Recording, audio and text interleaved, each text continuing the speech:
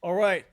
So I somehow came across your Instagram and saw this like absolutely amazing piano playing, and I want to thank you so much for agreeing to come and do an interview because I've got a million questions about the whole world of piano. It's something that I don't really know much about. I come from a rock and roll guitar background, and it would be great to talk to you about your journey, your musical journey, how you got involved in piano and how it's gotten to you where you are today. Perfect. I'm so excited to talk about this. I have quite a lot to say. What was your first kind of musical awakening, if you will? My musical awakening is a story I can share, which is from my parents, because I was too young to be able to remember this. I officially started having lessons when I was 4 years old, but it all started before that, and it's a specific story. So, my mom tells me that when I was a year and a half old, she took me to a classical guitar concert of a dear friend of ours, and we sat front row. And of course, everyone in the audience was like, "Why are you bringing a baby to a concert? They're going to be crying the whole time and distracting everyone." But turned out that throughout the entire performance, which was maybe an hour and a half, I was in complete reverence of what was happening in front of me. I was just silent and still and focused the entire time. I didn't move. And everyone was like looking and being like, how is it possible for a baby to be so enthralled by something? So in a way, was my first musical experience was something at an age like exactly a year and a half. And then my parents had a piano at home, like a really old, really old piano, and I would go there every day and like reach the keyboard as a tiny little baby like child and just like play some little melodies, like never banging the piano but just like finger by finger, just kind of like singing along, playing little melodies. And then every night and every morning I would fall asleep and wake up singing. And this I remember, this I did until very late, maybe until age 6 or 7. Like I would always go to sleep and wake up just singing. So my parents would know, oh, okay, she's awake because she's singing. Like that's what they would know that I'm awake because I was just humming and singing in my own language that I created, whatever, as every child does. So that's kind of how it started. That's amazing. So it wasn't a musical household. No, I don't have any musician relatives, family, anything like this. It was just natural, I guess. That's interesting. I'm guessing that there's a lot of um, parents that really push their kids into piano, right? Yes. But you got into it on your own, which is kind of really cool. And then, how did it go from this concert to then, I seeing that you had this ability and giving you the opportunity to develop it? So I was born in LA, in Los Angeles in California. And my family and I moved to Bulgaria, which is where I had my childhood, and I am Bulgarian by blood. When I was 4 or 5 years old, basically exactly when I started having lessons. And because we had the piano, when we moved it already to Bulgaria, they were like, "Well, it's only clear that we just get her some, lessons, weekly lessons." And then I prepared to audition for the music school in Sofia, in the capital of Bulgaria. So I started going to a music school. So my education so far has only been specialist music schools. So that's kind of how it happened. I think it was just a natural progression. Although I need to say this is very important, that even though everything related to piano and music came to me and from my own desire, I didn't I I didn't practice that much. I wasn't actually pushed to practice much. My mom would actually have to tell me, okay, let's go and practice at least 30 minutes. And I'd be like, no, I don't want to do that. So I wasn't actually pushed like some of my other friends or people that I know now who were actually pushed every single day in their childhood to play, I don't know, 3, 4 hours every single day more as children. So my mom and my dad, their priority was that I have a very happy, healthy childhood. So it meant, yes, there is music, but everything else is like has to be happy without any stress, without any responsibility or any pressure. And I really didn't practice much until age maybe like 13. So I played a lot, meaning I had lessons every single week, and my mom was coming with me at every lesson, and she she had some piano lessons in her childhood from her school, so she could read music. So she was actually helping me at every lesson, just taking notes, and then kind of giving me like a little lesson at home, and then helping me with fingering or whenever there would be certain accidentals, like say if it was in, any key signature, and then she would highlight each accidental in the score to help me. And as kind as that was, it actually didn't make me very independent, and it was almost too helpful. So it meant that my ability to read music quickly wasn't very developed because it was always so helped. It was really great intention from her side, but in a way, in retrospect, now I'm thinking, okay, if I had been pushed more or not helped as much, I may have been, more developed early age, from the very beginning. But at least I think it happened in a natural way, I would say, and a little bit less from the very beginning. But at the same time, I think it was the best way it could have been for me because I wouldn't change a thing, honestly. For people that are playing at your level, what age do they usually start? I think it varies. There's people who started 3, 4, 5. Then there's some people who started at 7, 8, or 9. I would say it's the most common is around between 4 to 7, like in terms of the age range of the most common. When you ask someone when they started having lessons, it's usually that age. So it's just quite young. Yeah, it's quite young, yes. And do you think that's kind of, I mean, is that necessary to be able to get on the career path of being a professional classical pianist? Um, of course, it depends, but in a way, yes, because for a lot of cases, including mine, I could read music before I could actually read any language. Um, and that does something to your brain. I think it really it is something that is becomes intrinsic. It becomes part of your nature.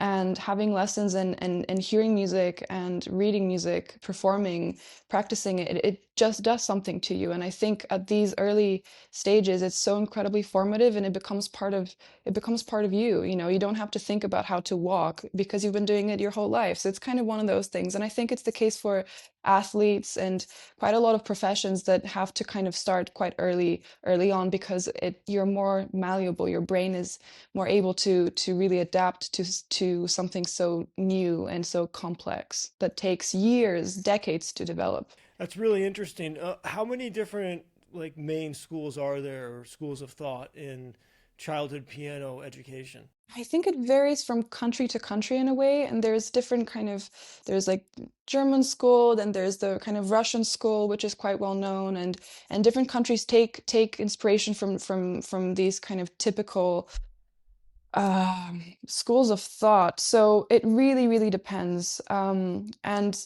it's known that the Russian school of teaching music, teaching piano, is the harshest, is the toughest, is the one where um, Is there a a ruler lot of involved?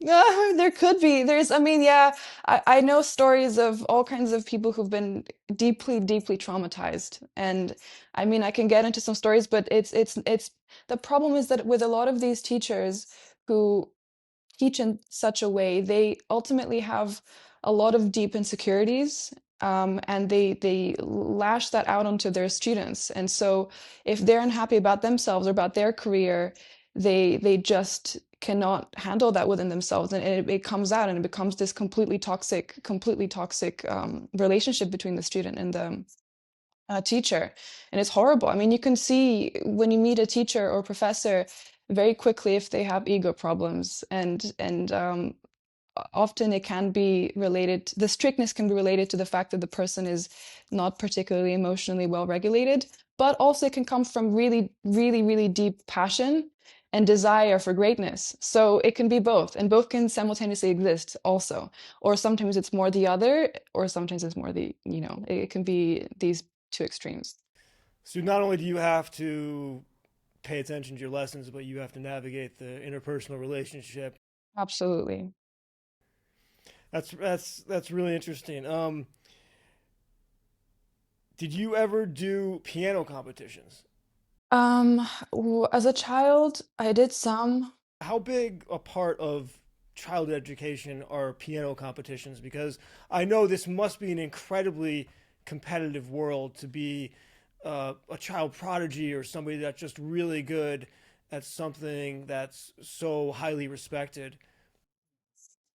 Well, first of all, I was not a child prodigy. A child prodigy is someone who it's actually a really difficult topic, and I know prodigies, and some of them say that they're not prodigies, and I'm like, no, you are. And then others are aware that they are. So it depends. And the thing that I would say a prodigy is just it's the mixture of nature and nurture, meaning that they were pushed like crazy, but they were also talented and have a very quick brain. So their cognitive ability is very high. So they're able to memorize, learn things super quickly, and they're just almost like the wires between our brain neurologically to what's happening with our ears and what's happening with our fingers is like so developed, so everything is possible to be played. Okay, so what exactly, how would you define a prodigy? I would define a prodigy as someone who has the perfect mixture of everything that one needs to excel at in perfect balance. So they're cognitively very developed. They have a very fast brain. They're able to learn and memorize very quickly.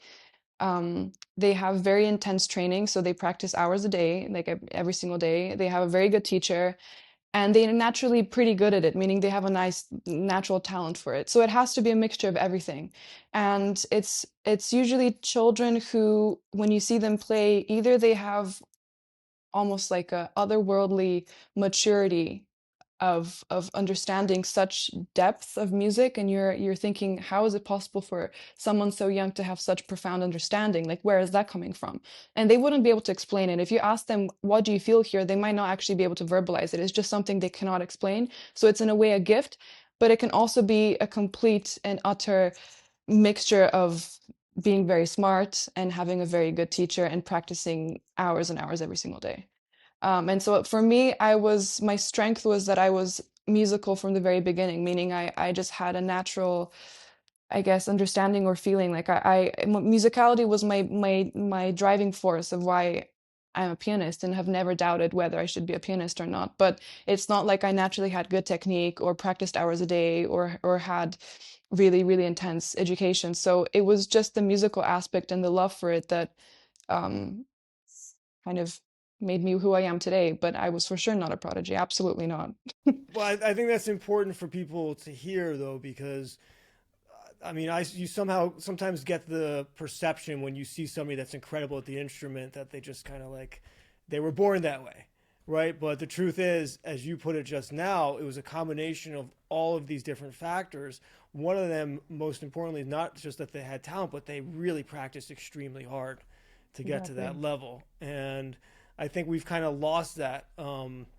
When you just go on YouTube or you go on Instagram and you see somebody, oh my God, like they must have always been this incredible player. When the truth is that they just spent hours and hours, oftentimes alone, you know, Exactly.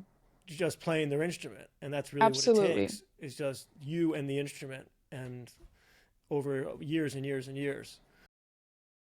Okay, so when you're practicing, what exactly is the structure of like piano education? Is it, for instance, is it? I'm sure there's a lot of different things that you do, like practicing scales, but how much is it doing actual like practice uh, exercises versus playing pieces? Also depends on the stage of your development. So if you're a child, I'm sure every teacher is like, practice your scales and then do, for example, 5 key signatures in a week, and then next week do this and do these exercises. And so it's very kind of structured. And the older that one becomes, and I'm speaking from personal experience and from speaking to all my friends who are all classical musicians and pianists especially, no one really follows that anymore. Like no one really always just starts playing scales for half an hour. Everyone has a completely different method. Some people literally play through pieces nonstop and just try to improve something the fourth time that they've played through something. So there's no slow practice. Some other people practice only slowly for, weeks and weeks. When you say practice slowly, do you mean practice a certain passage at like half tempo or something? Yes, exactly. I mean that you deconstruct the difficult passages and you try to problem solve, which is something that everyone should do, and I absolutely do. So you basically um, play play the certain passage in the tempo that you're able to control it at. Mm-hmm. So if something is quite quick, fast has a fast tempo, of course you cannot just start practicing it at this tempo. So there's many steps and stages that one has to go through in order to reach the final result. And it's very individual, and everyone is always saying that they can be better at that. And everyone is always learning new things. You can still be 30, 40 and be like, oh, okay, I think now I figured out how to practice. So it's like a never ending search, at least for me, because some people I find are too stuck into the habit of just practicing. Like you just practice 4, 5, 6 hours a day. You just play through the pieces. You repeat over and over and over and over again. And then there's so many mistakes, and you don't really think and pause to think, okay, wait, actually, what is going wrong? Is it connected to my fingering? Is it connected to my actual technique? Should I work on my movement? Should I work on, there's all those different questions that one can and should ask themselves in order to understand what the root cause of the problem is. Mm-hmm. And I also teach. I teach privately online, and this is something that I come across often. So with students, I have to often interrupt them whenever they make a mistake. They try again automatically the same speed, and then they make the same mistake, and I'm like, no, okay, let's pause and let's think. Like let's just understand what's happening. So often people actually don't practice well. And I can hear that when I'm in my conservatory. I literally never hear good practice. And it's not like I'm practicing, the best possible way ever and I'm just some superior person. No, I'm just very conscious of ways to improve that. And because I've struggled a lot, things haven't come easy to me. There's been so many things that I've struggled with throughout the years that I'm always in the pursuit of understanding more about myself and my hands, because I don't have. There's another thing I can mention now. I have hypermobility or double jointed joints on my fingers, which means that I have like I can bend them more like in ways which they shouldn't. So it means that each joint it turns into something completely not very ideal for piano playing. It's not ideal. And Okay, I thought you were gonna it's say this. not it Okay. there's good things too, also because I have a very big span, meaning I'm able to reach like a tenth quite easily. So my fingers are quite long, and so they can kind of move quite fast. But the problem is that because they're naturally not strong, because in order to be able to play, I have to like every single joint has to be stable in order for it to not bend like this or for it to break, or collapse. So that means that my whole life, I have had to kind of compensate for the lack of strength by using too much of my muscles, which are not connected to the needed finger muscles, which means that I have unnecessary tension. And that's not me, that's many people. And many people don't realize that that's their problem, and they're wondering why something they cannot play very well. It sounds uneven, it sounds messy, or they cannot speed up very well, or they get tension, and then they get injured. It's a never ending kind of cycle. So for me, I'm just so obsessed with trying to understand essentially how can I optimize my little, unfortunate genetic thing that I'm dealing with relating to my joints. So yeah, every day I spend a lot of time trying to relax other fingers that are not involved when I'm pressing. For example, if I'm pressing this finger, I have to make sure, okay, is my fifth finger completely relaxed? Is it independent? Okay, is my third finger completely relaxed? Because sometimes I press the fourth finger and everything is stiff. This is stiff, this is stiff, this is stiff. So yeah, it gets very complicated, but I'm sure if someone is standing outside my practice room, they must be wondering what the hell am I doing there? This must sound so strange. Well, I'm not surprised by this at all because when you see the type of pieces that you're playing, and I dabble around with piano a little bit, but I get tired quite easily, and I'm just kind of droning on a chord and playing really very very simple passages. So I'm kind of amazed by anytime somebody plays one of these really really intense pieces that the stamina and the strength that must be involved. But you're also saying that there's also a lot of relaxation that you need in order to do that. It's literally the number one thing. And this is very common for athletes too. People who are very in need of using a very specific set of muscles. It means that in order to use those muscles, every other part of your body has to be in complete relaxation. You have to ultimately train your brain to activate the only needed muscles in order to excel at something, whatever it is that you want to do, whether it's tennis or whether it's playing the piano. And it's very complex because there's so many muscles in our hands, especially in our body that are being activated in our shoulders and our arms. It's such a complex mechanism. And again, to talk about the previous topic about prodigies, prodigies naturally just don't even understand the concept of it not working always, like from the first try. No matter how hard something is, they practice it a little bit and it just works. So often prodigies won't be good teachers because they just don't know how they do it. They just do it, you know? But You can, they've got a natural physical or talent or a temperamental talent, even if they're able to bring that just normal level of relaxation to when they play. yeah, I don't know what it is. It's almost like athleticism or something. It's something like, or maybe they're so just mentally relaxed that they are able to just trust themselves and there's no I really don't know what it is. It's really fascinating because I know a few people that are able to play anything and everything, and it's always been like that. They just can play anything and everything. And you look at their hands and it's just pure freedom, pure relaxation. There's nothing unnatural. Just how when you see them playing, nothing unnatural is showing when they play. And that's why often I really look at people's hands and I can always tell when someone is experiencing tension and they might not be aware of it, but I can always tell because pinkies might be like up here or like this, or like things just look awkward and weird. And I can tell, oh man, like I wonder if their teacher is, aware of this, but they may have been playing like this their whole life, so they're not aware. So yeah. That's amazing. So I've got two questions related to that. One, would you recommend that people take video of themselves when they play so they can watch it later and just see how their shoulders are, how their back are, how what they're tensing and what they're not, and try to help their technique? Absolutely. This is something that I do even just if I just put my camera on my phone on the side of the keyboard and I just record not even just of my body, but of course this is also important. Whether you have like tense shoulders like this or something is not right with your body. But if I'm talking about purely about our hands, this is something that I do quite regularly. Or what I do is next time if you're on a piano and often there's the reflection of the actual if it's like a black piano or like a grand piano, you can see through the wood Mm-hmm.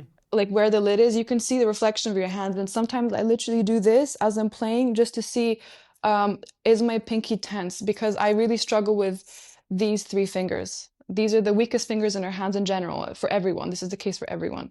So the thumb is very solid. It has a huge muscle here, and it's kind of it's just like the strongest part is our thumb. So in a way, our thumb is the foundation. So these three fingers, especially the fifth and the fourth, I don't know if this speaks anything to you. We in classical piano, this is like 5, 4, 3, 2, and 1. But Okay, yeah, I didn't know that. this must have been strange. Sorry, this is because to me this only means fifth finger, so I need to remind myself that this is not standard knowledge.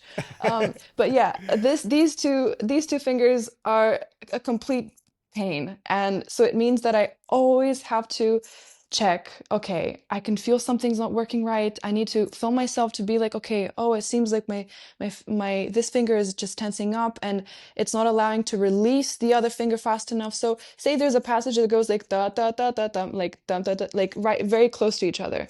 What happens is that you see even now these fingers are like going upwards because I'm it's compensating for the fact that this finger is naturally very weak and because of Right. the fact I'm double jointed. So it's so complex. It's kind of like in order to press here, the other muscles are tensing up because they're trying to support the finger. Mm-hmm. And they shouldn't. They have to be completely relaxed. The only muscle that should be concerned with the movement should be what's connected to this finger alone.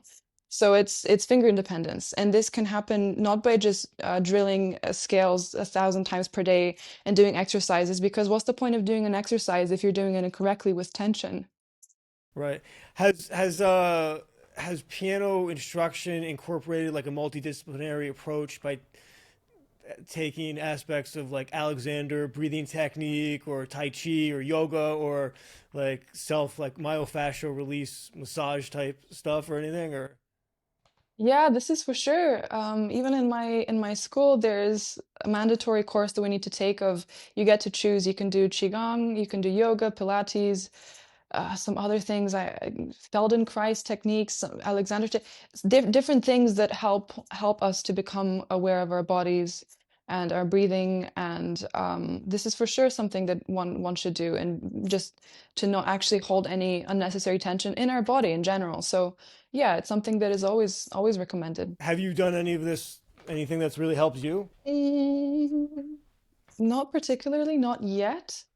Uh, I think it's more about, for example, before going on stage, if I'm performing, I just do a certain little thing where I basically exhale very quickly, and then I kind of bend over and start like profusely shaking my shoulders like as if they're just complete jello.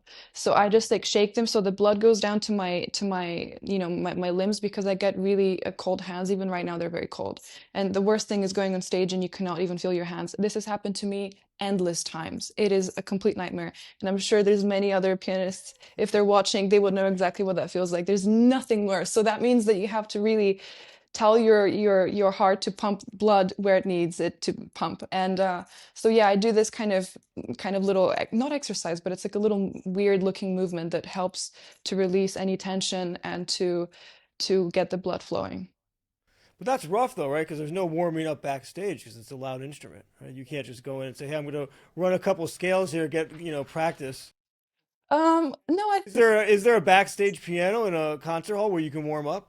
Yes, there always is. Oh, there is. Okay. Yeah, yeah, yeah, Okay. because they've thought about it. They wouldn't want us to suffer. There always will be some crappy, upright piano, or depending where you are, of course, there could be really good piano. So there, absolutely, every single person always has to get warm up piano. But in the time between practicing there and then walking on stage, your hands can get absolutely frozen again. It's just, especially if you're nervous and oh my God, I'm almost getting PTSD just imagining, and my hands are getting cold. And I know that with these audiences, they've probably heard these pieces a lot, right? So when you're playing a classical piece, they have very high expectations and they know the music really well. I think it's got to be very, very different to a rock concert, for instance, where I think the audiences might be a little more forgiving, or jazz, especially where it's mostly these days it's mostly improvisational. So that's something I never even thought about. I mean, um, when you learn a piece, how long does it take? I mean, how much time do you put into concert preparation? Well, first of all, how does a concert come about? For instance, where from when you get the notification that you're going to be playing one to how much time you have, and is it normally like pieces that you know already? I mean, how do you get how does it work? It's different for everyone, but I'm not in the position to speak from personal experience as much because I'm still in my bachelor. I'm a student. I'm 22 years old. Okay. So I in our conservatory we get performance opportunities, and there's exams, and there's all kinds of things related to performing. So right now my main performing is done in school. It's of course external people can come, anyone can come, but it is in the setting of you're amongst colleagues and your peers and professors, and everyone can listen. So that adds other level of pressure. But all of my friends are performing pianists who perform very regularly, and I know exactly what they do because I'm a very curious person, and I ask everyone 1,000 questions because I like to know, because one day I would need such advice. But basically, what happens is it really can depend, because sometimes you are asked to play a concert in very short notice, and then there's pure panic, and you have to, either revive something, or something that you've played before, or they give you a set program that you have to learn in a short time. So it's the sort of thing where I feel like if you're given 6 months to learn something or 1 month to learn something, you're going to learn it either in 6 months or 1 month. I think we're capable of doing something in short period of time if that's the only option and we have no other choice. So the more experience that you have, the more you realize how capable you are. So this is what I'm trying to gain now, because I have had very low self-belief because I didn't have enough experience. And that is because I wasn't pushed so much as a child, which meant that I wasn't at such a high level to be thinking even about competing or playing really complex pieces from an early age, or to play new pieces every other month. And I mean, when I was 14, 15, 16, 17, I was learning pieces, and I would learn maybe, I don't know, 5 pieces per year, and everyone else that age may have done 5 pieces per month. So I really was like I felt very much behind in terms of experience, but I never doubted my hearing abilities and understanding music itself. So I knew that I can make it. Like because there's people who are able to do that and they have a lot of experience, but the musical aspect might not be their number one strength. So, and because I naturally have that as an actual gift that I'm so grateful for, it meant that everything else that I'm lacking is something that I can improve and I can gain with time. So this is what I'm trying to do. And I'm very lucky that I have such close people who are doing exactly that, and I understand from their perspective exactly what it's like to go through that and navigate a classical pianist career. When you say learn a piece, what does that mean? Does that mean total memorization? Yes, so in classical music, especially classical piano, because classical piano is considered a solo instrument, which means that you go on stage and you're there by yourself, and the light is on you, and everyone's focused on you, and you're all by yourself there. A lot of pressure. It's a lot of pressure, absolutely. So it means that you play, and this is just a tradition. I wonder for how long it's been like that. Somehow I've never questioned myself that, because it's such a standard practice that I've just accepted it. But basically, you don't really go on stage with a score. That's just not really ever done. But I will say recently there's some pianists who are quite successful and well known, and they actually do go with their iPad, and then they just put it low like this, and you can't really see it. Like, it's not like they have sheet music that they're just like, turning, but Hmm. they just have it there hidden, just in case. So I think honestly, if you're famous and well known and you have anyway concerts, you can go with the score. And if it's on the iPad and you just have like a pedal that changes it, you just click and then it changes the pages virtually.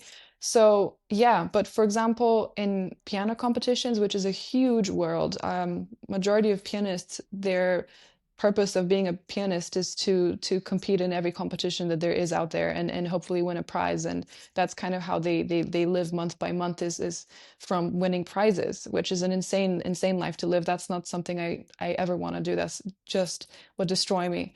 Um, but for them, there's no other option. You memorize absolutely everything, and the biggest anxiety that they get is memory slips. If something happens, what the hell do?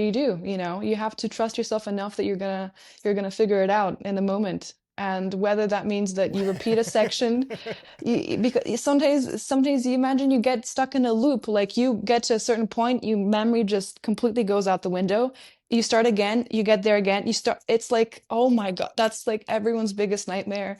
But generally, things are okay. Like, often, even if you have a little memory slip, um, to the audience, people might not notice, and to you, it might sound like the world has ended and that's it, it's over. But when you hear it back, it actually doesn't even always sound that bad, because I think if you've played so much, and because I have technically performed it many times, enough to have been able to understand and to trust myself, and from adrenaline to actually save me in the moment. And I've had so many slight memory slips. Almost every time I play something, something happens, like every time. And it doesn't matter how well you prepare, it can still happen, because if you haven't performed thousands and thousands of times, something inevitably will happen. And it's not about whether it happens or not, it's about how you deal with it in the moment. And professors will never, shout at you for having a little memory slip, because it happens to them too. And I've heard so many extremely famous pianists have problems, or completely mess up something, or even in the final of a competition, just being so completely lost. And you've been practicing for 6 years and you're about to maybe win first prize and win 250,000 euro, and it's live streamed and the whole world's watching. And then, of course, the pressure is insane. So very often people have memory slips, and it's just part of the game. What are you supposed to do when you have the memory slip? Do you repeat? No, because Are you allowed to improvise a section? No, right? sometimes that happens, not because you want to, but that's the only way. Like you know that what key you're in, you kind of know the harmony, so you just kind of twinkle a little bit until you find it, or you skip a part, or you repeat it again. I mean, there's so many different ways of doing it, and it's not like you're taught how to do it. It's just almost like a natural instinct that we all have, and in each case it's something different. You never know what's going to happen. It's not like you plan to have a memory slip, although it's very important to have very specific sections of your piece, and to know, okay, say if something happens between section 4 and 5, I need to know a point where I can continue. That's the smartest thing you can do. So if something happens, you kind of just go to the next section and try to make it seamless. So the worst thing is if you actually stop playing, that's a complete, like, that is bad. If you literally cannot continue and you have to stand up, that is the biggest fear of everyone. But that usually Yeah. doesn't happen because you have enough adrenaline to just do something. So yeah. Okay, so you've got a couple of these options here, which is to what kind of like skip the section, go to the next kind of definite section if you forgot part of the piece, and then another option would be to what repeat something that you already played. I mean, you just said the worst possible thing you can do is just to stop playing, right? Yes. And then Yeah. is improvising is that a possibility, or does that get you kicked out of the competition? That okay, so it doesn't always mean that you're gonna get kicked out of the competition, because if everything else that you've played was outstanding, the jury usually are still human and they understand that they have experienced it themselves, so they would understand. But if it seems like you have been destroyed by that and you cannot really continue, or the continuation is of much lower level, then it's clear that you were just not very professional. So the number one thing is, yes, is to not stop, and to just figure something out. And I mean, I have so many examples of hearing live streams of competitions, or concerts, or hearing things happen live where something happens obviously and you're like, oh, oh, and instantly everyone in the audience who knows the piece or knows the person, their hearts will be exploding, because we all feel for the person on stage, because we're like, oh my God, no, I hate when this happens. But usually people deal with it because they will improvise something. Like, if you get lost in some section and clearly you don't remember what's happening next, and if it's a certain harmony, you just kind of would play something within that kind of sound world, this harmony, some melody, and then you try to find, like, really, it's something that you would have to hear it happen to understand what it sounds like. But I cannot really explain with words what it's like what actually Basically, happens. you can fake your way through a passage. Yeah, yeah, yeah, absolutely. You have to.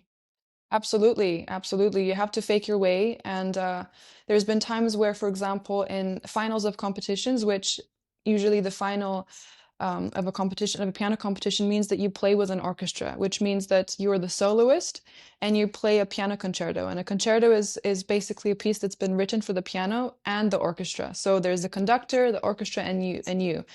And often it's very, very difficult pieces, long. They're usually around 30 minutes long, Hmm. and consist of three parts, like three movements. And it's it's a different thing, because if you lose yourself, the orchestra is playing. So in a way, it's good because you're not alone. It's not like suddenly there's silence. So they'll keep playing. Of course, the conductor will notice something is happening, and you just have to keep playing, and then you're hearing the orchestra, so it means that you just literally have to go until the next point. So you could stop or play some notes, and just something happens, it's anyway loud from the orchestra, so it could be obvious, but it's not as obvious if you're literally by yourself and you're completely alone. So in a way, when there's other people there, many, many people who are playing, and the melody is continuing, is not as obvious. Have you ever played in any competitions? Not as a teenager or young adult, because my focus has been on um, making up the lost time from how I didn't practice enough when I was younger. How do these piano competitions work? I mean, is there like a set piece or a set number of pieces that everybody will play? Or is there a surprise? Do they surprise you at like the final round and say, "Okay, you're going to play this piece," or does everybody show up having memorized the same exact pieces? Very good question. So there's different competitions that do slightly different things. I will give one example, which is very cutthroat. And essentially, you learn, I think it's either two or three programs, which might last something like 2 hours each. So like 6 hours of music, and you have to memorize it. Memorize 6 hours of Oh, piano. this is very common. Yeah, yeah. Well, that's amazing. I can't imagine doing something like that. Yeah. And then a day before you play, they choose one of them that you're going to play, meaning you could be asked your second program, and then the rest is just, you don't play, so you play only one of them because they don't have time to listen to 30 contestants play for 6 hours straight. So that's very cutthroat. But for example, there's this very, very famous Chopin piano competition.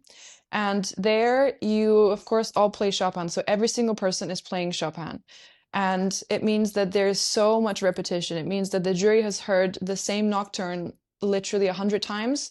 So then the hard thing is that you know that as you're playing and as you're competing, you know that there's been so many other people who've played the exact same piece, right, maybe right before you and after you. So it means that how are you going to stand out? How are you going to stay true to the music and to yourself?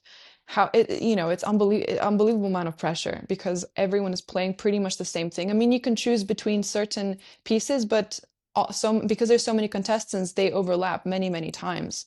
So in that case, you absolutely don't really have the freedom to choose something else. You have to kind of choose within a set of options. So when you show up, if you let's say they said, "Okay, you're going to play this 2 hours," as you said, you play that all at once. It's not when you show up, you know usually in advance. So No, I'm usually saying you when you have your slot, you get on stage and you play the 2 hours, okay, start to finish. so usually, for example, first round might be something like 45 minutes of playing, and then if you progress to the next round, for example, second round, then that might be an hour to an hour 20 minutes or something like this. Then there can be semifinal, which could be, for example, an ensemble piece, so you're playing with other musicians, or some sort of a classical concerto where you're playing with other orchestras. So that could be with around 30 minutes. And then the final is a whole like difficult concerto, which is between 30 to 40 minutes. Wow. Yeah. And that's all within maybe maximum 2 weeks, meaning you go there and you're sleeping there, you're living there, you're practicing the whole entire time. And even if you've played first round and you don't hear it until 3 days after whether you've passed, you have to play the whole time in case you pass. And if you don't pass, then you just apply for the next competition, and that circle just doesn't end. It's just crazy. Is there do you age out of these competitions, or is this a young person's thing, or Usually it's until 32. okay? Yeah, 32, 33, I believe. Yeah, like, yeah, there's junior competitions until, for example, 18, and then and then usually it's, yeah, 18 until 32. Yeah. And that's it. Your Yeah, competition career that's is it. over. Yeah, yes, it means that I'm 22 now, so it is something that I would like to attempt and start small because there's so many random competitions in Italy or Spain or I don't know, all over the place. And it's more about like I would treat it not because I need to prove myself to some jury member Hmm. and about their opinions, but more about preparing the program and having the mental resilience and mental stability to go there and do my best in that one moment because you're given one chance. I would do it more for that, but I would need to have I'm almost there. I'm not there yet. It's so many people would say that I am there yet, but I know myself enough to know that I just need more pieces to be able to present because I have quite a lot of repertoire. But a lot of it I played when I had bad habits of playing, or it's really difficult to when you've learned something a certain way, even if you take 1 year or 2 years off from playing and then you play it again, your body, your muscle memory still remembers weird things that you did back then if you weren't as developed. So in a way, it's good to kind of learn things correctly, um, and it helps you out in the future. What are they judging the piece on? And the player? I mean, how are they making their determination of who's the winner? so to Oh my speak? gosh, this is the most painful topic for most musicians because sometimes you don't really know, and sometimes not sometimes, almost always there is some form of what people would say maybe unfairness or politics being involved, or because one of the jury members used to teach one of the pianists 10 years ago. So there's like, there can be all kinds of things. And people sometimes use that as an excuse because they're bitter about the fact that they didn't pass through or their friend didn't. So they're like to put it because, oh, because of this jury didn't, whatever. But ultimately, there's quite a lot of jury members. Usually it could be, I don't know, 6 or 12 or something. So there's many, many different people. And I'm sure each competition has like a set of almost like things that you have to almost fill. Maybe, technical proficiency or personality, musicality, whatever, all kinds of different things. And every jury there will have a different opinion and different style and different idea of what a good pianist is. So in a way, you have to just be lucky in that all those 12 jury members happen to all like you. And then you kind of progress. And it can be done by voting. Usually, you might get just the highest percentage of people liking you, but then the problem with that is that the most interesting pianists very often don't do very well in competitions because either someone loves them or someone hates them. And there's been a lot of controversy and scandals in the past of piano competitions where a whole audience is obsessed with some pianist. They're like, "Oh my God, this is the most amazing, musician," and then they just don't pass through or they don't win something. And then just some pretty standard kind of mm, pretty standard musician wins prize number one because he's the most or she's the most safe option, and that usually happens quite often. And then the people's favorite musician gets eliminated, but then they end up having the most concerts because those are his fans or her fans are the people who love them, not the jury, and because he won first prize or second prize. So in a way, the most important thing is actually standing out and making people want to think like, I want to see this person again, I want to hear them again, wow, like not just, oh, they won first prize but they're just fine. So that's very important. It's about actually developing your musical personality so that people remember you Hmm. and want to hear you again. So you can lose and still win in Absolutely. the long run. Absolutely. Absolutely. And how big is the scope of allowable personal interpretation in playing a piece? I mean, can you do something?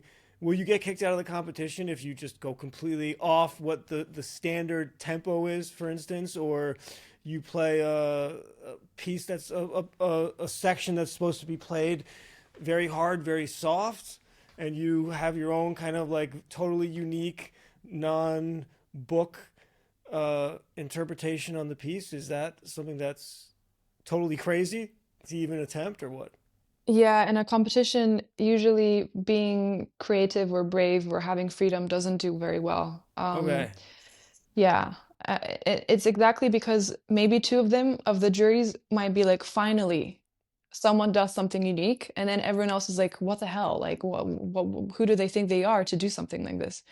So, but in concerts or if you're playing to people, mm, having individuality or being able to even here and there change something slightly while still respecting the score and what's written there absolutely can be very commendable, and people can like it, or even if they don't notice that something's happening, they can just tell. And even my professor, he sometimes, for example, if there's an octave or something happening in the left hand where it's the bass, like the lower part, he might add extra notes to kind of thicken up the sound, but they're not written there. And so you don't really notice it, but it kind of psychologically changes something. It adds more color, more dimension. So things like this you can do even in a competition. Maybe you might not always hear or be able to tell that you've done something like that, but it's not recommendable at all because there's like people can follow the actual score, and if they see that you've added an extra note or that you've changed something, they'll be like, oh no, they think that they're better than the composer. Are there any competitions where this is done on purpose, where they say, look, we're going to take these pieces that are extremely well known and we're going to grade this on whoever can come up with the most unique, non traditional interpretation of this piece? No, such thing doesn't exist. That's a really wild concept to think about. Like, I would love, honestly, Wouldn't people be interested in that to I'm watch that to say, hey, look, I'm playing this in a totally different section or whatever? I'm instantly applying for this. This is the competition of my dreams. That's such a cool concept. No, that doesn't exist at all. At all. I'm assuming that this is kind of like an ultimate sin, right? You're totally disrespecting this classical music, but at the same time, could it be interesting to do variations on these scores that are like set in stone? I love this question. So, the interesting thing is that there are recordings of some composers, for example, Rachmaninoff, playing their own pieces, and sometimes they don't play what's written. They take the agency to change something up. And you might argue, okay, they're the composer, they can do whatever they want. But they're some of my favorite pianists that are long dead, meaning they were around the previous century. And they are known, or the style of playing that existed back then was a lot more freer, a lot more improvisatory, a lot more with a lot more rubato. Rubato is this term. How you're familiar with what that I, means? I'm not. Please explain. So rubato is it's basically the timing of how you phrase something. So, for example, if I'm speaking right now, and if I start a sentence quite fast there, and I slightly slow down there, and then I continue back again slightly faster, and then slow down, it's basically how you time things. It's not that you're changing the rhythm necessarily, but it's about the kind of overall, yeah, it's to do with timing. And when you have a metronome, it's very straightforward. So it means that Hmm. when you have wide rubato, it means that, say if you have these beats, it means that when you're playing, instead of being on each downbeat, you're gonna pass through and it's gonna overlap, or it's gonna be like quick. It can go either way. It can be either that you're taking so long that already two beats have passed, or a beat and a half, or a beat and one quarter. And so it's to do with timing. And so what pianists did back then, which is how I think music should be done. This is my thinking, is that old school playing is the ultimate way of playing in my eyes, is that they treated music as something that's live, something that's alive, that has a heartbeat. And everything that's alive it's not like I'm planning what I'm saying. It's not that I'm reading something and I am planning each how to say everything and I know what note of my voice I'm going to use. This is not something that's planned. And so my philosophy in music is that yes, you have the score, and yes, the composer had a very specific idea of what they wanted to portray, and they may have written exactly where you should slow down, where you should speed up, where it should be loud or quiet. But at the same time, within those rules, or kind of, yeah, these rules that have been written in the score, if something in the moment as you're performing, if something feels like you might slow down extra, or you might take more time, or you might change how much pedal you're adding so it sounds a bit drier, you want it to sound like more spoken, almost like a spoken quality, or improvisatory, so you add like an extra note, or you take, there's all those endless variations of um freedom that you can have that still sounds completely that you have complete respect for the score simultaneously as also you're taking freedom. And that's the kind of hardest thing that one can achieve, is to be able to actually do exactly what the score says, but also be able to have these liberties that in a way make the life of the music breathe more, and to feel almost like it's alive and like it's literally happening right now. Like it's not been written before. It means that the pianist is literally creating this on the spot right now. And so the audience feels like it's being composed in the moment. So that's ultimately the most effective performances, are ones where it feels like it is happening right now and it's not been pre-planned. And in a way that can be very, very effective. And then it can also be extremely well structured and very well planned, and you know exactly how the beginning is going to affect the ending. So you have almost like this bird's eye view of structure of playing. And that's another thing that's very philosophical and something that I'm just getting into now. It's very complex. But basically, in terms of your question, taking freedom in music is something that it can go in many different directions. But I wouldn't say that it means that you can just suddenly change the octave, or suddenly knock on the wood of the piano to add rhythm. It's not necessarily like contemporary way of viewing it, but it's more still within the musical parameters of what the composer has written. It's kind of like, you know, actors when they're given um, the actual text, and when you actually look at what the text is, and then when you actually see the end scene of what the actor has done, almost always there's something that they're doing to make the character more alive and what they feel the character should do, where they should take time, what they should change a little bit, what they should add. You know, that is ultimately, it has to be the mixture of what the, you know, the screenplay, is that what it's called? Yeah. And also the actor is his job is to have complete empathy of what's written there to such an extent that they actually will take the liberty to be like, actually, I believe enough in that what I'm going to say now is going to be even more effective. So it's in a way, it's like similar in music too.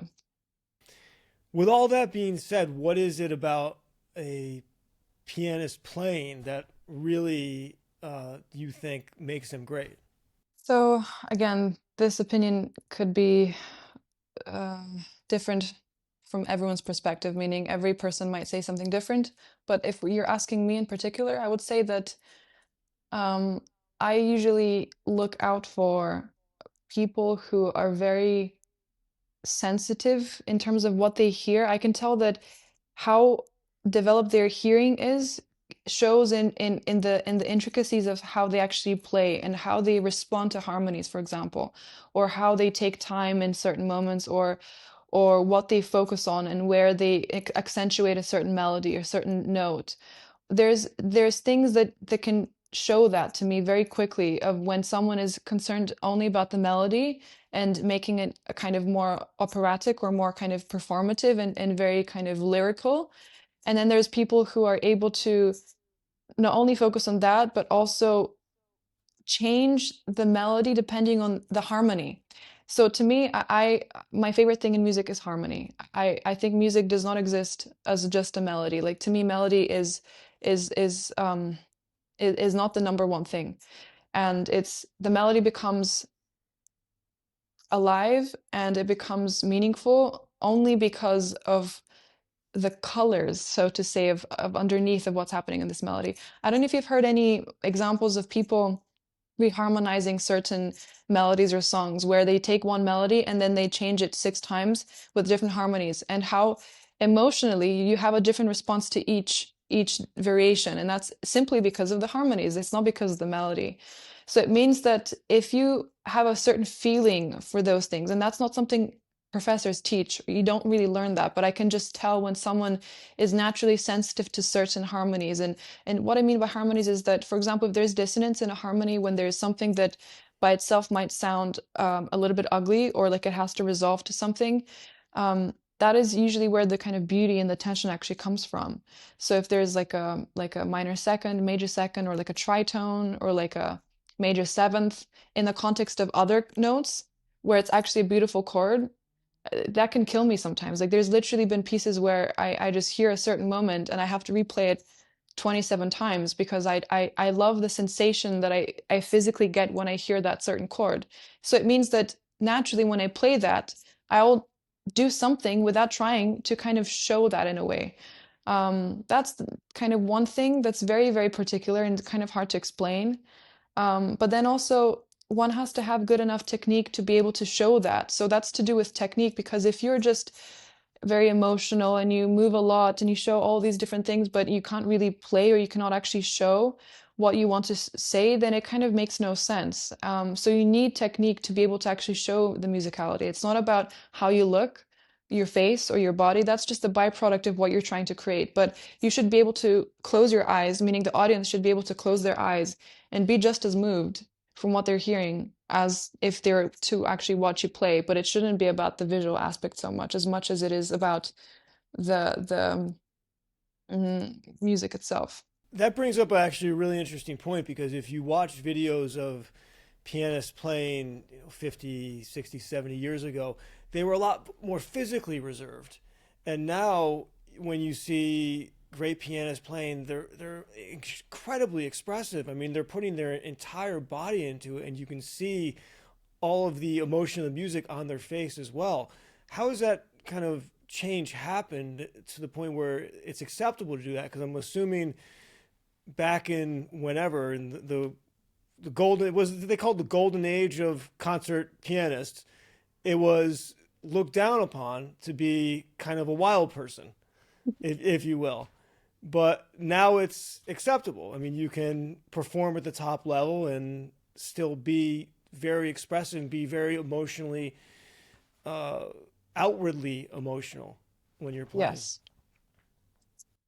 So this is a very interesting topic, and it's something that I've discussed with my friends, and we were just talking about why is it like this, and we all kind of have certain ideas that are pretty much the same, and I'll mention them. I'll try to be quick. Basically, first point is that back then, of course, technology wasn't the way that it is now, meaning that recordings were usually just made as an audio recording. And now everything is either live streamed, your video, it's for social media. There's always a camera on the person's face and their body.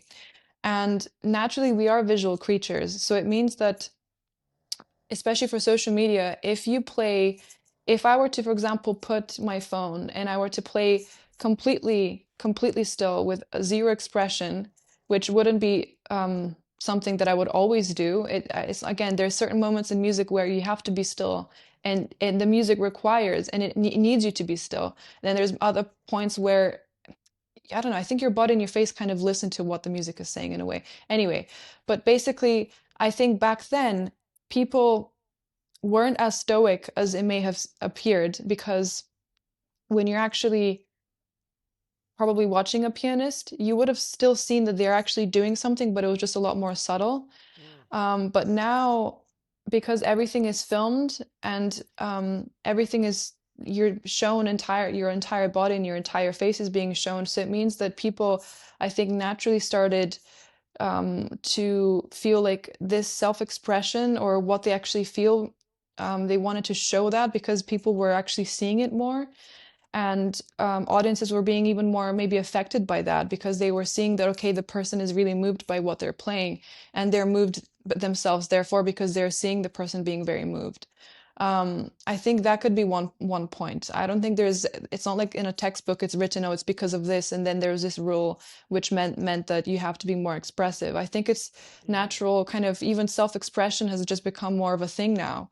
It's, I think it's been kind of natural evolution, and especially with a mixture of the fact that there's video recordings, and even now a conductor is able to, because the conductor, their job isn't just to wave their hands around and to make sure everyone's on time.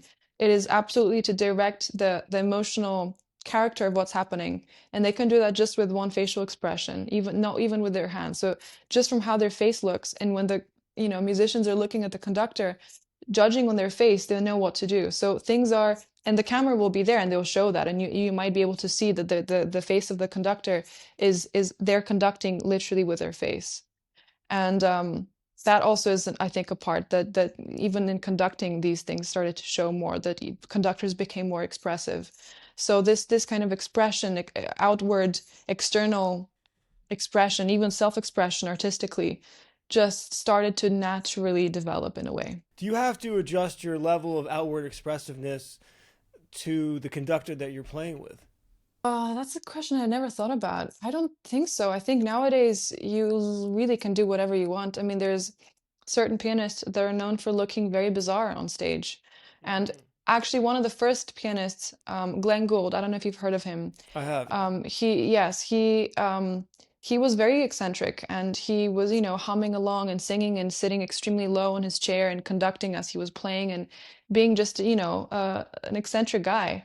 And he was kind of the first person who was, in a way, quite idiosyncratic in the way that they performed. But anyway, he didn't perform that much. I think he just wanted to be by himself with his dog and play, So, Yeah, I but mean to the point still, where there's a famous concert where Leonard Bernstein has to give a whole speech before he plays, yeah. basically, almost apologizing for it and justifying his presence in the concert hall. It's kind of amazing.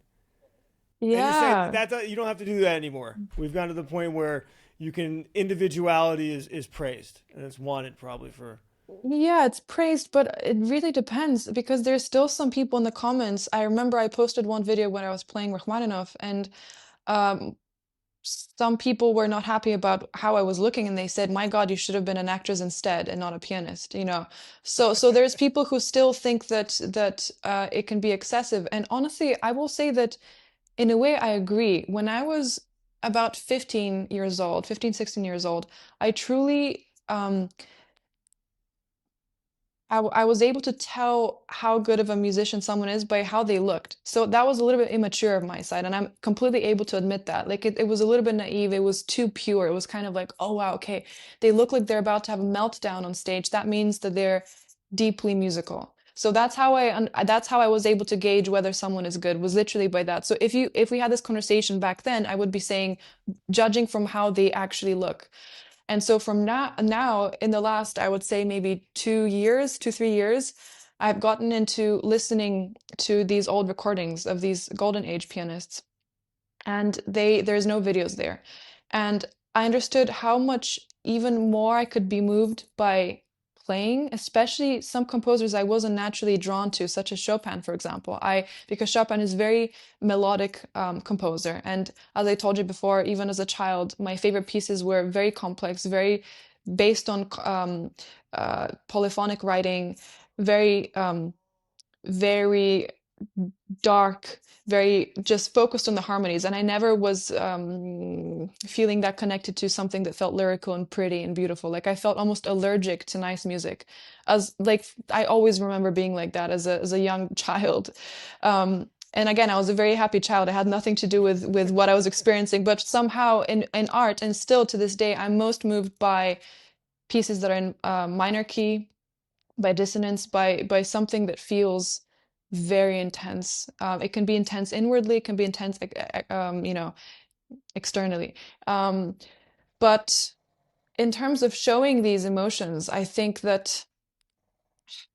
if you're anyway good enough and people love your playing, even if they close their eyes and you happen to maybe look slightly strange on stage, I don't think people would look down upon that. They might be like, it's not my preference. I wouldn't really look at you. I might just close my eyes, you know? But it's not like you're being judged by jury members in competitions by, oh, okay, they did this many facial expressions. That must be that they're better. This is completely, no one cares about what you look like exactly. I think people have understood that that is in a way a byproduct of your actual playing. Well, that's good though, because you were saying that tension is kind of the last thing you want when you're playing. So if you're relaxed and you're able to be yourself, I mean, and you can play it more naturally and better, I mean, what's wrong with that? That's great. What about the different like schools of eras of piano and what people are into at your school? I mean, are there like, you know, like the first era class, are there like Mozart freaks, and then like you get people into like romantic and then like more modern era stuff? Do you want to talk about that a little bit? Like what your favorite kind of era of piano composition is? Yeah, I think that most people have a favorite that they're naturally inclined to. There's some people that don't. They kind of just mm, everything is the same to them, so they don't have a particularly strong opinion. Often these things can change, in different stages of one's development. They can be more, or not even development, but their life. They might relate to one composer more than the other, or one period more than the other. So speaking from personal experience, my favorite composers. Well, let me ask you this. So, Hmm. look, should we break it down into like different periods? Do you want to like, could you want to give a little? It would be interesting to like how education at the college level works. Like, do you start with? Does everybody start at the same place, or can you just? Absolutely not. No, no, No, no, no. I don't mean from a talent perspective. I mean like Oh, no, no, no. the The classes that you courses. teach, the courses. Do you like does everybody say like, okay, this is like Mozart 101. We're all going to learn this same song. This is the absolute basic thing. It doesn't work that way. No, no, no. Actually, that's interesting. No, I mean, in music history lessons, you first year might be like I don't know, this era, second year might be the era after, and then it's more in history, everyone does the same thing, but in actual one-to-one lessons that you have with your professor, every single person does completely different things. I mean, everyone might have to do some etudes, which means these kind of more technical pieces that are focused on different techniques written for the piano. Everyone might have to play like a classical sonata, meaning something like by Beethoven or Mozart. Then someone might have to play a romantic piece, something like maybe Chopin, or 20th century, something like Rachmaninoff, Prokofiev. So usually I think professors are aware that everyone should be able to, in their 4 years of, for example, bachelor, to be able um, to have wide range, to be able to know how to play each style. So, but it's not like, first 3 months you do this and then you do that. I don't think almost anywhere is like that. I don't know, maybe I might be wrong, but I just don't think it's the case. So you're able to pursue your own interest within the school. Absolutely, yeah. Oh, that's Yeah, really there cool. it's very important because I think people understand that at the end of the day, we are artists, and we have to, once we graduate, um, no one really talks about what you're meant to do, so no one really knows. But still, I think if it means that someone is extremely obsessed with a certain composer, a certain style, and that's their thing, that means that they have, in a way, higher chance to become known for this thing. For example, Baroque composers or less well-known composers or female composers. And then they might try to record an album with said interest. And that's a more, in a way, it's if you're almost an expert at one kind of niche, then you have higher chances of being known for this one niche. Because if you're just do everything very well, that's also very, very good. But I think at the end of the day, everyone is kind of naturally very good at a certain thing. I think almost everyone has, all of my friends I know, they have their thing. Like I know that they're the best at this, they're the best at this as people, as who they are, how they hear music, how they understand it. So I think everyone has their thing, their composer or their kind of era of classical music. Who are your favorite composers to play? Um, so there is a few. I am not able to pick one, and they're growing. So I was really very much someone who loved Rachmaninoff, Prokofiev, Ravel, who are composers that are very, very harmonic, meaning when you hear their music, especially not the most well-known pieces, everything is about the harmonies. Everything is about this complexity of writing. Or, for example, Ravel being impressionistic, it really often can literally sound like nature and water. And it was just the most, he kind of creates colors. And so, again, being someone who's obsessed with harmonies, and who responds to them the most intensely, I always loved any piece or any composer that was focused on this. Because, for example, with the classical period, such as Beethoven, Mozart, they used very kind of certain set of harmonies that are very classically. I know it's confusing because classical music never knows is everything, but there is a classical period, and classical period has a very specific sound. And that's the classical music that most people refer to as classical music, and that's the most maybe boring sounding one, or the most kind of like the thing that you would hear in the elevator, or like hotel lobbies, and it's the Sure. thing that all sounds kind of the same, right? I mean, let's be real. Like if you actually are not, if you don't know much about it, it really truly all does sound the same. So any Mozart symphony, if you just, click and you scroll and you just select 5 seconds of each one is going to sound pretty much identical. So that is the reason why I think a lot of people think classical music is boring, because they assume that we only play this, and that's completely not the case.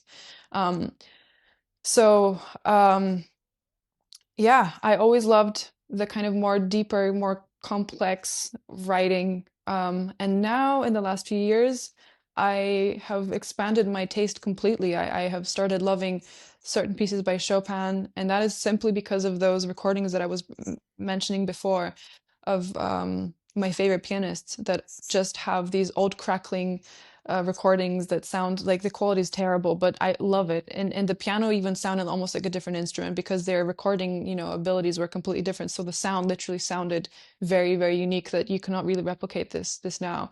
And because of the freedom that they took and because of how human it felt and how human they were able to create the most human sounding music I had ever experienced up until that point. And sometimes it was literally pieces I did not used to like all my life. It was unbelievable. Like I had so many complete revelations in the last 2 years listening to some of these recordings and thinking, oh my God, like I've heard this piece 1,000 times thinking it's the most boring thing ever because I heard 1,000 people playing it the exact same way.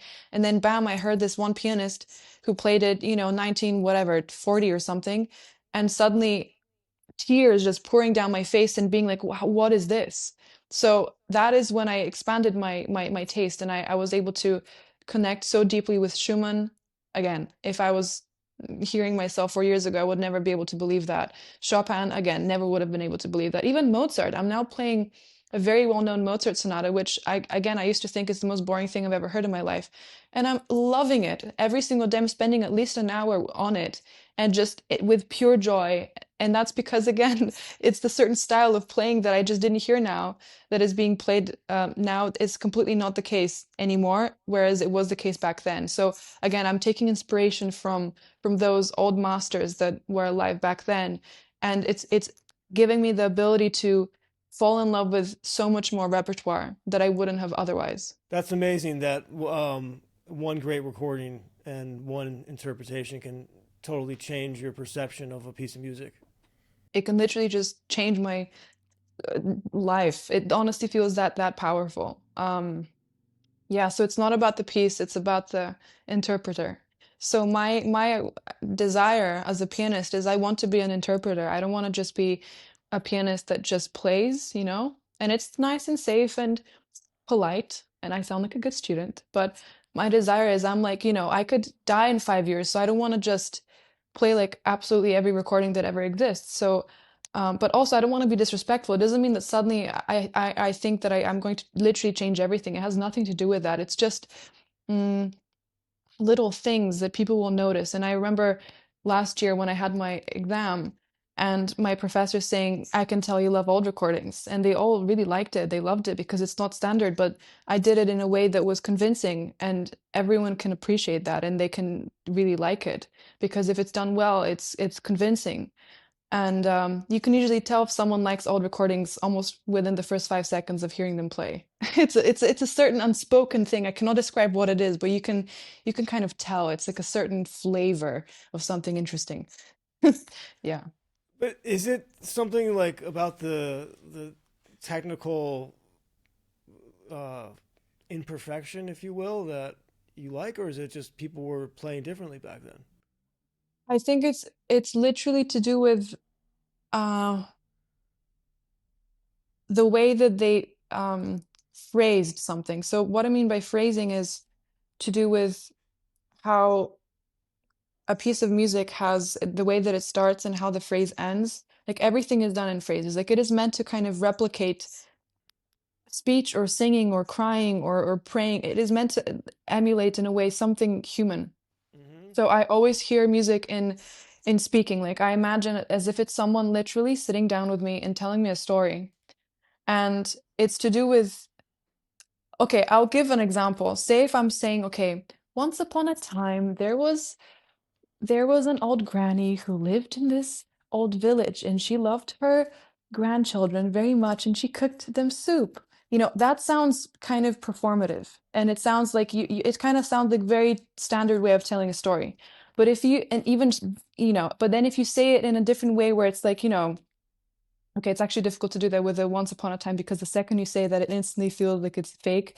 But it's to do with even how you actually time something. So it's hard for me to explain without examples, but if I even had the ability to just actually show one recording of someone playing it now and then the same recording of how someone played it back then, the difference would be quite often very noticeable, and that is simply because of even how they start the phrase or how they actually time it or how they mm, the dynamics that they take or how they might make one phrase so unbelievably long that a whole page feels like one sentence, whereas a modern recording might like be like super kind of polite and showing everything, but then they're not thinking about the big picture.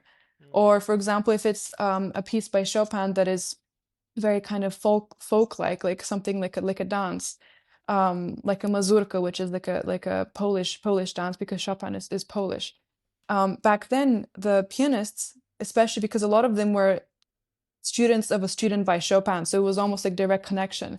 They would play it so improvisatory, so they would take this like timing and they would be make things more upbeat, and then they would change things up that made it feel alive, like you were literally hearing live music being played. And now everything is like with a lot of pedal, everything sounds like a waltz, it's very polite, and it's just very standard playing. It's almost like if you asked AI to play it, that's how they would play it. But their face might show all these emotions.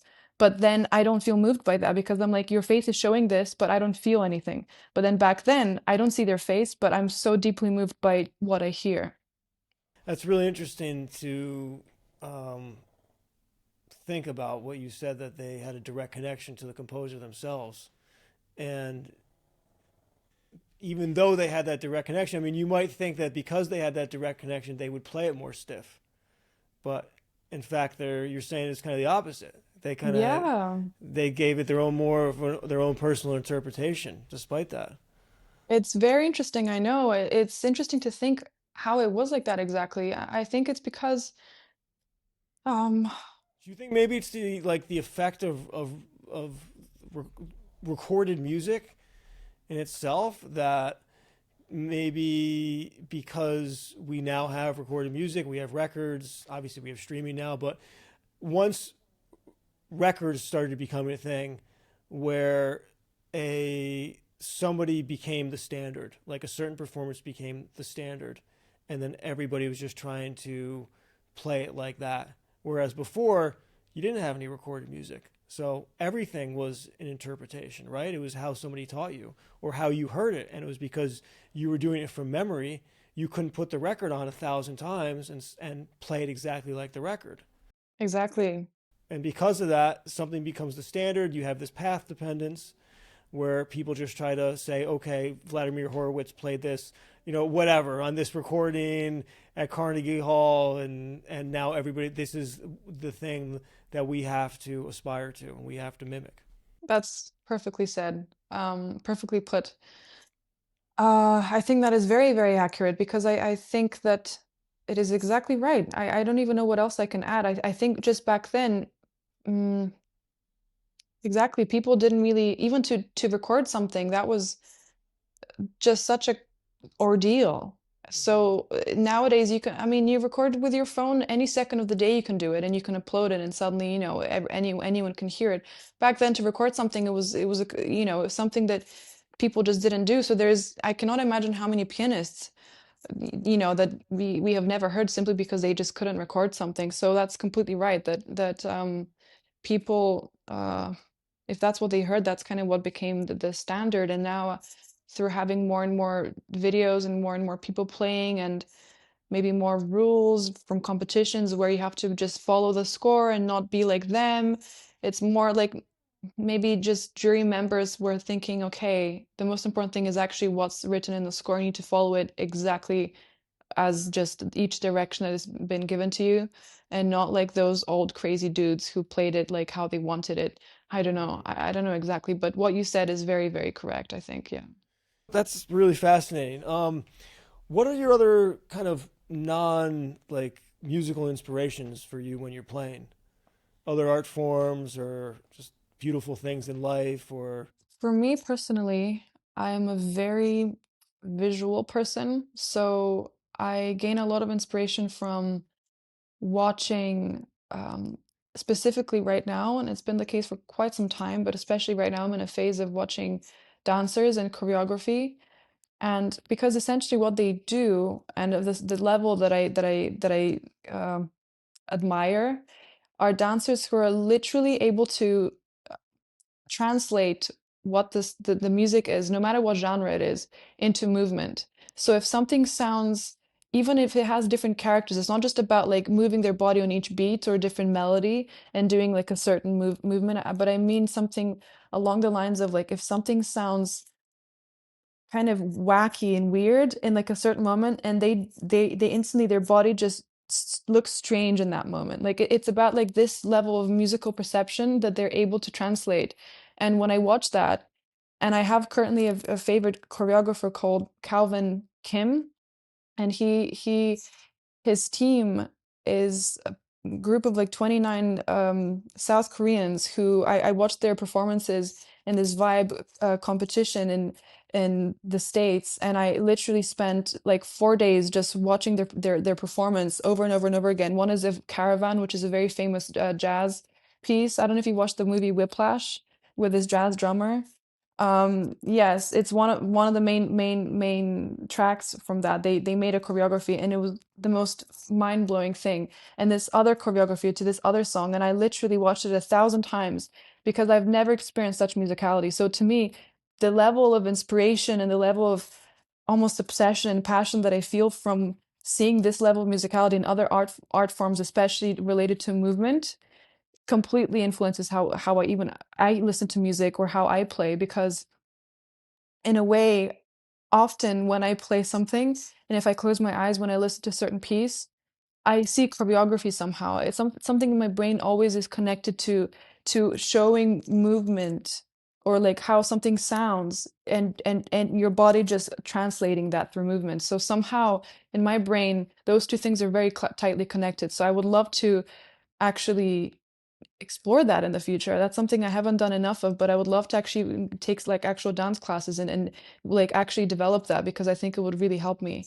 And the same with also acting and in movies and watching how people make something look so natural and completely real, and their timing and noticing what they've done with their eye or they have not done with their eye or their voice. And Mm, yeah, those are for sure the main art forms that I take inspiration from. And other genres, I take inspiration from jazz musicians quite a lot. I have some jazz friends and I listen to quite a lot of their um, gigs, and the level of freedom that they have and how they're still able to uh, tell a story through something that sounds so unbelievably different from classical music, again, to make him feel the exact same way. So the level of storytelling and uh, impression and emotional impression that I can get from a jazz performance can be just as powerful as if it was something classical. So the more that people expose themselves to other art forms and going to museums, researching different things online, different types of art forms, and researching into different actors, comparing and like and asking why do you like this more than this?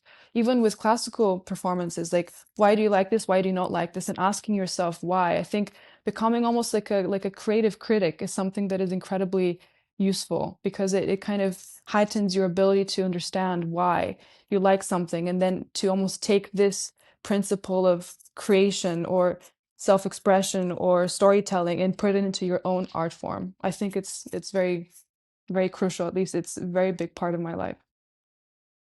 Okay, Pavlina Gusheva, that was amazingly inspirational and informative talk, and thank you so much. And I wish you the best of luck in everything that you do. Thank you very much. It was such a pleasure.